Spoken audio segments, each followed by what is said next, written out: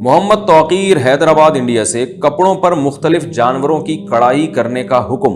ہم لوگ کپڑوں پر کڑھائی کا کام کرتے ہیں، کپڑوں پر مختلف قسم کے جانوروں کی شکل بھی بنانا پڑتی ہے، کیا یہ جائز ہے اور آمدن کا کیا حکم ہوگا؟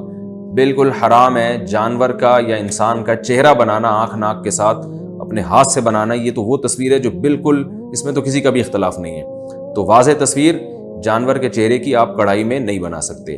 رہا یہ مسئلہ کہ آمدن حلال ہے یا حرام ہے، تو آمدن صرف اس چہرے کے بنانے کی نہیں ملتی، آمدن تو مکمل کڑھائی کی ملتی ہے نا آپ کو۔ تو یوں کہیں گے کہ جو آمدن ہے اس میں حرام شامل ہو گیا ہے۔